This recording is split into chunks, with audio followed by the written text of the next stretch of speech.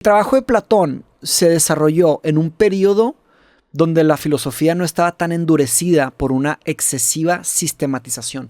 Tú si agarras un libro, por ejemplo, de Bertrand Russell, que es uno de los padres de la filosofía analítica, o de Wittgenstein, o un libro técnico de Chomsky, por ejemplo, compadre, va a ser sistema sobre sistema sobre sistema y es de que castiga mucho y te saca, no entiendes.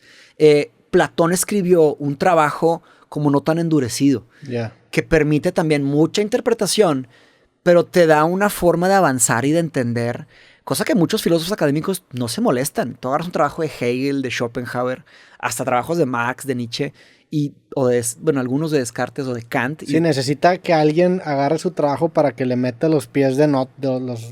Para que puedas llegar a entender a qué se referían, a qué están citando, de dónde sacaron esto. Se necesitan libros y libros y libros de interpretación para entender a Kant. Es un trabajote también para ellos haber hecho eso, ¿no? Pues a la verga, pues que lo haga alguien más. Exacto. Esa es la gran conversación de la filosofía. Esos son los grandes picos de la humanidad. O sea, ¿qué prefieres invertir tu fuerza de voluntad? ¿A hacer eso o a robustecerlo, pero trabajas con menos profundidad? Es un trade-off, tienes que escoger. A esos niveles, esas personas dicen, ¿sabes qué? No me importa los que me entiendan o no, los que están vivos o no. Voy a llevar la excelencia filosófica a otro nivel. Y gente como Nietzsche, Schopenhauer, Kant, ya no tenían contemporáneos que les llegaran ni a los talones. Y eso es bien difícil de como contemplar. La distinción entre Platón y otras personas son kilómetros y kilómetros de inteligencia o de sabiduría que es bien difícil entender cómo llegan ahí. Entonces son picos. La diferencia entre Platón en esta época, ¿a qué te refieres? En esta época Platón con otras personas, con otros atenienses. El trabajo de Platón o sea, la literatura contemporánea de Platón, que no sea de Platón, hay una diferencia abismal. O sea, no hay alguien hasta Aristóteles que le compite a nivel de profundidad. ¿Sí? ¿No? Ni siquiera los otros güeyes que también ahí andaban. Pues los Sócrates chiquitos. Ahí, más o menos, porque también se pierde mucho. Claro, si hablas con un doctor en clásicos, te va a poder matizar más esta respuesta. Pero hasta un conocimiento general o a nivel maestría, pues sí es muy difícil. Si te vas metiendo más y más, seguro hay. Pero a ese nivel de excelencia, con esas capacidades, por eso yo digo Epicuro como el cuarto clásico. Para mí Epicuro sí le llegó a esos niveles. Pero la historia de Epicuro también es muy dura. Se perdió mucho trabajo de Epicuro. Era ateo y tenía otras cosas y no tenía protección política. Aristóteles también se pierde mucho. Entonces, la otra respuesta a tu pregunta es, no sabemos, ¿verdad? Se puede decir que siempre hay un tipo de sesgo, que se queda, que no se queda. Pero lo otro importante es esto. Hay trabajos que se preservan como no de boca en boca, pero de texto en texto. Porque replicar un libro era carísimo, tardadísimo. Entonces, si tú vas a hacer una copia de un libro, es por algo, porque realmente vale la pena. Entonces, ya que... ¿Hay escritos originales de Platón? O sea, que él empuñó... Hasta mi conocimiento originales no. Hay en latín, sí. El Doc tiene trabajos de gente que tradujo partes de Platón y los pusieron en otros libros. Tiene de latín de Platón. Pero que así que Platón haya escrito... Que hasta mi conocimiento no.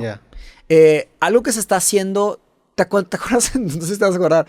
Pero una vez llegué aquí y te dije, compadre, hay una noticia de filosofía griega antigua que con inteligencia... La tumba, ¿no? Exactamente, la tumba de Platón. Están reconstruyendo pergaminos que estaban quemados y localizaron la tumba de Platón. Pero no creo que hayan sido escritos por Platón. No, nada más es un documento ahí. Entonces, hasta mi conocimiento no. Sería algo invaluable. Sí, según yo, sí, está bien cañón. Puedo estar equivocado. Quiero dejarlo muy claro. Estoy equivocado, pues estoy equivocado. Pero hasta mi conocimiento no hay. ¿Verdad? Bien. Las 4 ideas principales para empezar a romper el hielo con el trabajo de Platón. 2 ideas son metafísicas y 2 ideas son epistemológicas. Por eso las puse aquí en morado y en amarillo, que son los colores que yo uso. Voy a usar, ¿te acuerdas que me falta mi ciclo de epistemología y falta el de metafísica, que van a venir más adelante? Primera idea, el mundo nos parece defectuoso a nuestros sentidos y nuestras percepciones, y la única forma de percibir la realidad es a través de la razón. Platón era un tipo de pensador que decía, mira, este tema de los sentidos es una forma como confusa de pensamiento. Para entender la realidad hay que usar la lógica, ¿verdad? También hay que pensar que en su época, pues había muchas ilusiones, y había muy poco conocimiento científico, nada. El padre de la ciencia sería Aristóteles. Entonces, cuando hacía mucho calor o veías, no sé, en el desierto se veía como que así, imagínate esas, y dices, ay, aquí hay un espíritu, y había mucha mitología. Entonces, Platón decidía, ¿sabes qué? Esto de los sentidos no es la metodología correcta para entender. Entonces, metías la mano al agua y tus dedos se hacían gordos y se doblaban, y luego sacabas la mano y pues no, decías, cabrón, el agua es mística. Entonces imagínate, todo tipo de, y de ahí para abajo. Y luego agrégale temas como el tema de los oráculos y el tema de los rituales, incienso y luces y música y quién sabe qué, drogas. Entonces había todo un tema así. Y Platón era muy cuidadoso con eso. Decía, a ver, para entender las cosas hay que usar la razón. Para él, eso sería un racionalista a nivel epistemológico. Sí, epistemológico, racionalista. Entonces, claro, más bien realista, ¿verdad? En el tema de, idealista. A nivel metafísico es realismo. Entonces, no es empirismo. A ver, aclárame la diferencia entre epistemología y metafísica. Sí, esa es una gran pregunta. La metafísica estudia generalmente 3 cosas, pero también un poco más. Estudia la ontología, que es el estudio de la realidad, que es real, ¿no? Tú tienes una lista ontológica de las cosas que son reales. Entonces, estudio la realidad. Segundo, identidad personal. ¿Qué somos? Imaginando los muchos objetos que hay en el mundo o muchos seres, nosotros somos uno de ellos. Entonces, la identidad personal es otra cosa que se estudia en la metafísica. Y tercero, el libre albedrío. Que si somos metafísicamente libres en el mundo. Esa es mi pregunta, sí. O sea, la ontología es una rama de la metafísica. Sí. Sí, ¿no? Exactamente. Sí. Entonces, pero en general, realidad es lo que se estudia en la metafísica. Pero sí, la realidad tiene que ver también con que si eres libre o no, qué eres, etc. Y hay otros problemas metafísicos más allá de esas 3. Pero es una buena idea para tener la base.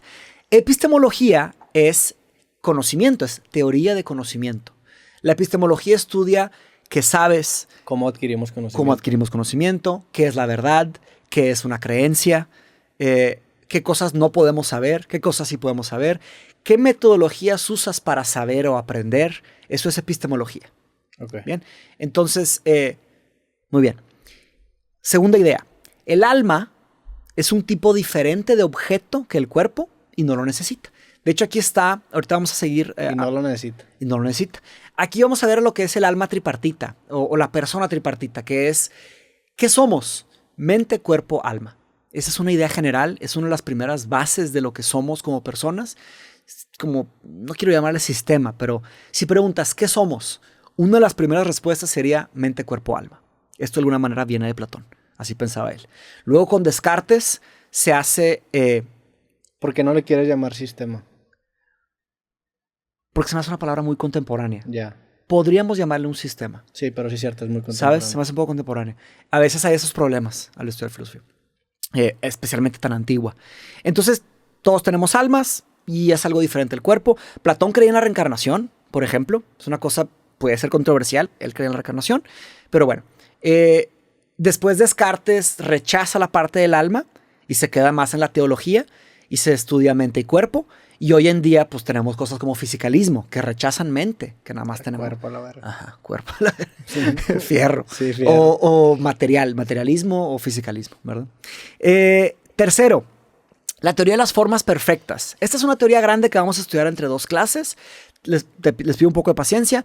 Pero la idea de la teoría de las formas perfectas es que hay un mundo de las ideas, dice Platón, y ahí sí hay tal cosa como verdad objetiva, belleza objetiva, justicia objetiva, grandeza, que son las formas perfectas. Son las versiones perfectas de las ideas. Bien. Ahora, ¿cómo adquirimos esto? ¿Cómo entendemos estas ideas?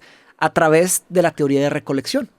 La teoría de recolección es una idea epistemológica. ¿Cómo aprende el ser humano? A través de la teoría de recolección. ¿Cómo funciona? Todos tenemos almas inmortales que siempre han existido y nuestras almas inmortales ya saben todo. Lo único que tienes que hacer es acordarte. Entonces, ¿cómo te acuerdas? ¿Cómo te puedes acordar? A través de la dialéctica. La dialéctica sería el proceso de pregunta, respuesta y luego retrabajo de respuesta se puede decir también como posición, contraposición y resolución o tesis, antítesis y síntesis. Eso lo propuso Platón por primera vez. Exactamente. Dialéctica. Dialéctica, así es. Y sus diálogos son dialécticas, ¿verdad? Entonces, a través del proceso dialéctico nos vamos acercando, gracias a la teoría de recolección, por nuestras almas, nos vamos acordando del conocimiento. De alguna forma la dialéctica viene del método socrático, de alguna forma el método socrático tiene una que otra raíz de Heráclito, de la dualidad de los opuestos, que cada idea tiene una dualidad. ¿Y Platón relacionaba el concepto de alma con esta idea de las formas perfectas? Tu alma ya vive en el reino de las formas perfectas. Es a lo que recuerdas. O sea, me imagino que es cuerpo, esa división tripartita entre cuerpo, mente y alma. O sea, yo digo, bueno, ¿por qué considerarías el alma, no? Y lo conecta con esta idea de recordar algo que ya sabes, ¿no? O sea, algo que ya sabías cuando eras o sea, tu mente hace un proceso dialéctico para recordar lo que tu alma ya sabe, ¿o no? No sé si la mente haga un proceso dialéctico. La dialéctica sucede a nivel físico, pero las dos mentes, gracias al proceso dialéctico, con las preguntas correctas, te van llevando tú solo a acordarte del conocimiento. Sí. Esa es más o menos la idea. Ah, bueno, sí. Entonces, no me quiero adelantar. No me quiero adelantar. También es difícil mantenerme enfocado. Entonces nos acordamos de nuestras almas, ¿no? Algo que sí puedo comentar aquí es, en el mundo de la filosofía contemporánea está lo que se conoce teoría de mente, theory of mind. Y hay, dependiendo de tu theory of mind, tú argumentas cuántas sustancias hay en el universo. Aquí serían 3 sustancias: lo físico, lo mental y lo anímico, o el alma. Si le preguntas a Descartes, hay 2 sustancias, lo mental y lo físico. Si le preguntas a un fisicalista, solo hay una sustancia, lo físico. O sea, Descartes fue el que descartó el alma. Sí, es una buena forma de acordarse. Sí. O sea, él fue el que dijo, el alma es una pendeja. Exacto. Es el cogito ergo sum, en latín, que es pienso, entonces existo. Ya. Exacto. Ahora, tú serías dualista, el dualismo cartesiano. Y él también hizo el plano cartesiano, el X y el eje X y el eje Y. ¿Descartes de qué siglo es? 15. Hasta el 15. Sí. La verga. Imagínate, y fue matemático y filósofo. Claro que en la época de Platón todavía todo lo de matemáticas y así se veía también como filosofía. Todo estaba junto, ¿verdad? Platón sabía muchas matemáticas. De hecho, en la Academia de Platón se supone que decía que no entre aquí la persona que no sabe matemáticas. O no, geometría. Que no se entre aquí la persona que no sabe geometría. Porque para él la geometría te refina mucho en la lógica, pero también en tu carácter y en la búsqueda de perfección. No, hombre, admiraban mucho a los matemáticos y enseñaban muchas matemáticas. Hoy ya cada cosa es diferente. Que estudias matemáticas o filosofía o psicología, allá era todo una cosa, ¿verdad? Y en el arte también se refleja mucho, ¿no? Sí, definitivamente. En muchos aspectos del arte. Hay quienes piensan que es tan distante, pero yo creo que no. Yo creo que hay bastantes recompensas por saber matemáticas al trabajar con temas artísticos. Y más el estilo ese tan, pues, geométrico, ¿no? Sí. De las formas perfectas. A pintar y así. Es que de las esculturas, por ejemplo. Sí. De perspectiva. Sí, esa que vimos, ¿te acuerdas la de Sócrates, la escultura de Brancusi? Sí. Si tienes un entendimiento de espacios y geometría y matemáticas, pues puede ser otro tipo de trabajo a que si no tienes ni idea, ¿verdad? Bueno, otra teoría de Platón que viene del Fedro es la teoría del auriga. El auriga sería como un jinete, un hombre en la antigüedad que manejaba el carro del circo, ¿verdad? Más o menos un tema de entretenimiento, o más adelante en el Coliseo. Pero la idea del alma tripartita tiene que ver con esto, con estos 3 aspectos de la auriga. Platón se da cuenta que ser humano es algo raro, es algo como que difícil, porque tenemos como fuerzas encontradas adentro de nosotros. Y él se asemeja lo que somos con lo que es una auriga, con los caballos, ¿verdad? Y dice Platón, mira, el auriga, el jinete, representa la razón. La razón es lo que debe de comandar tu vida. Y hay 2 caballos, el caballo blanco y el caballo negro, ¿verdad? Como el caballo bueno y el caballo malo. Esos 2 caballos representan tus pasiones. El caballo blanco representa tu pasión como de justa indignación. Entonces, por ejemplo, cuando ves una injusticia, el caballo blanco es muy pasional, pero para hacer el bien, para mejorar las cosas. Y el caballo negro serían tus pasiones como más descontroladas, como tus... La ira. La ira. La lujuria. La lujuria, exactamente. Tus deseos más así descontrolados. Y Platón dice, mira, ser humano significa estas tres. Tú tienes estas tres cosas. Pero la razón debería de dirigir, de direccionar estos dos caballos, direccionarlos a un mejor camino. Entonces, como los impulsos nobles y racionales, el caballo blanco, impulsos destructivos o problemáticos, hasta para uno mismo o para los demás, sería el caballo negro, y el auriga sería tu capacidad de usar la razón, ¿verdad? Entonces, ahí ya empiezas a ver el ideal racionalista, que sería que mientras más sabes, mejor, te puedes entender mejor. Controlas más tus impulsos y tus pasiones. Esa es la idea de los racionalistas, ¿okay? Entonces, aquí está la distinción fundamental para leer el trabajo de Platón. Una distinción fundamental para leer el trabajo de Platón está entre los muchos objetos observables.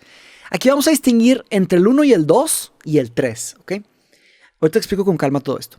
El 1 sería aquellas cosas que solo parecen ser bellas o buenas o justas o iguales. Distinguir eso y los objetos o los ejemplos de que realmente son bellos, justos o iguales en el mundo, distinguir eso de las formas de donde reciben sus nombres. Es decir, cuando está en mayúscula se refiere a la forma de la belleza, de lo bueno, de lo justo, de lo igual. Y así es como fluyen los diálogos de Platón. Al principio se hablan de ilusiones o sombras de lo que parece ser algo, luego se hablan de ejemplos de lo que es algo y se llega a los ideales, a lo que debería de ser algo. ¿Bien? Entonces, por eso pone el fuego en la caverna, ¿no? Porque no, en un principio no entendí por qué pondría una fogata si podría funcionar con la luz del mismo sol. Y luego te das cuenta que llegas a ese tercer nivel de lo bueno con mayúscula, lo justo que acaba siendo el sol. Sí. Sí, ¿no? O sea, sí lo entendí yo. Sí lo entendiste bien. Hay matices que vamos a detallar. Okay. Sí, perfecto. Entonces, y él te habla en 3 niveles. A la hora de escribir, tiene como que una metodología que empieza a hablar de lo que parece ser, las sombras, y luego empieza a dar ejemplos, y se empieza a acercar, y luego te habla de las formas, de lo que debería de ser. Así fluyen los trabajos de Platón, ¿okay? Y esto te puede ayudar a leer con más como profundidad sus trabajos. Sus diálogos exploran las consecuencias éticas y prácticas, no solo de entender la realidad así, sino que de vivir así.